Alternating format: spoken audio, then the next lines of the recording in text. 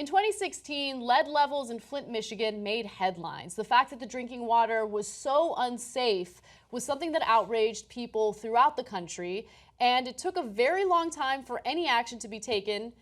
And still today, Flint, Michigan deals with lead issues in their water. Now, if you thought the situation was bad in Flint, consider the fact that recent studies have shown that lead levels in Bronx schools are actually 16 times higher. So let's give you the details on that. Now, it's PS 41 and IS 158. They were both found to have levels of lead higher than the EPA's action level threshold of 15 parts per billion, according to letters that the Department of Education sent out to families and staff at the school. So just a quick note, essentially what happened in these schools is the pipes are so old and the water in those pipes in some cases is stagnant. And so if the fountains or the water hasn't been used for a while, the amount of lead in the water initially will be extremely high. So this is more of an infrastructure issue as opposed to the quality of the water. Actually, the quality of water in New York is insanely good. It's actually very safe, very clean. It's one of the few places in the country where you can just drink from the sink and it tastes great. Are you not supposed to do that in other parts? I wouldn't do it in LA. Really? I'm kidding, I have a filter. Okay, yeah, use a filter. Okay. But occasionally. Okay. Oh, my dog. Lead level, give your dog filtered water. Okay. Lead levels in the water at PS 41 were particularly high, with 5 faucets testing above 100 parts per billion. So again, the threshold, based on the EPA is 15 parts per billion. Once you go over that, that's when it's considered action level. In this case, we had a faucet testing above 100 parts per billion. So that's a big deal. A cold water faucet in a 5th floor bathroom for adults tested 442 parts per billion. At least it was for adults. It's insane. Yeah. Okay. Yeah, and as they say, I mean, a lot of this can depend on what temperature it is outside when you test it, what time you test it, as you said, how often it's been run. But it shouldn't be like that. Like, that isn't okay as the worst case scenario, if it's the perfectly bad temperature and time. And so I know we have other numbers, and we've done a number of stories like this. And so we've sent people out to different parts of the country to do the tests, and we'll continue to do that. But on one level, we don't need to do that anymore. We don't need any more of these stories. We have a national crisis, and we need to treat it as such. We don't need more data. Reuters already looked at 1,000 different counties and found that the levels were higher than in Flint.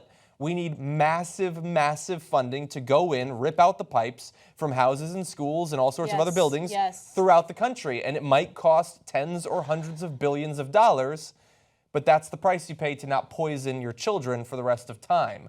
And I don't see why we would put one more dollar into building a border wall or into bombing the Middle East as long as our kids are being forced to drink poisoned water while we do it. So let's talk about that in context of all the different policies and executive actions that Donald Trump has taken. So Donald Trump has some upsides to his policy ideas. One of the biggest upsides is that he wants to invest in America's infrastructure. Theoretically. And so when he had first said that that was one of his concerns and he wanted to focus on it, I was worried that he would hire private companies to do it, and then we'd have toll roads everywhere and it would be a complete nightmare, just privatizing our infrastructure.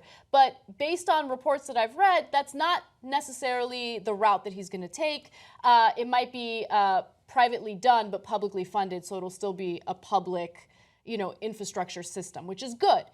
Now, I'm a little worried because in that plan, he considers the border wall part of the infrastructure. And so, okay, here's the thing, okay? Right now, more undocumented immigrants, Mexican immigrants, are leaving the country than coming in. Pew Research has studied this. They have the latest data on it, which is, I believe, from 2013. That's the most updated data that they have. But nonetheless, right now, illegal immigration from Mexico is not a huge problem in this country. Our infrastructure is a huge problem. And Donald Trump talks about how he wants to keep Americans safe. That's a very lofty goal. And the way you keep Americans safe, particularly our children, is ensuring that they're drinking clean water, that it's not, full of lead because of old infrastructure, crumbling infrastructure. You might want to ensure that our drinking water doesn't get tainted by oil and gas companies. These are the types of things that we actually risk every single day but do nothing about. And unfortunately, I don't think that he emphasizes that enough when he's talking about infrastructure. Yeah. What he means when he says it could be something very different than what you would like him to mean, I guess. I'm talking to the country there. Yeah. And that is depressing. And I mean, the proof of the pudding will be in the tasting of the funding when we actually have it. Will any go towards getting rid of lead? Maybe. I'm sure if it profits the right industry, he'd be willing to do that. Yeah. But we also know that we've now gone multiple weeks where he's signed lots of executive orders, and so far nothing. So at least in terms of his priorities, other than the border wall, he doesn't seem particularly interested in this, or bridges, or roads, or tunnels, or anything like that. So on a federal level, it's unclear what Trump's reaction will be or what members of Congress will do.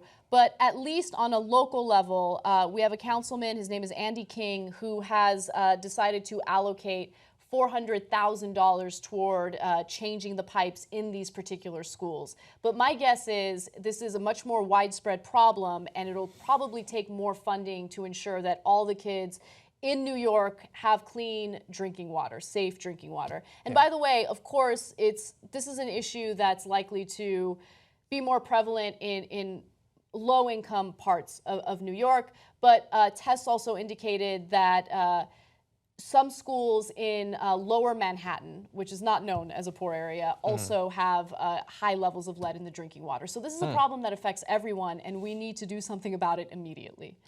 You're at the end of this video, so the Young Turks is over. Wrong! The Young Turks is just beginning. Membership gives you the full 2-hour show, plus all of our member shows, old school, aggressive, progressive, TYT postgame every single day. Join and come and see how great membership is. TYTnetwork.com/join.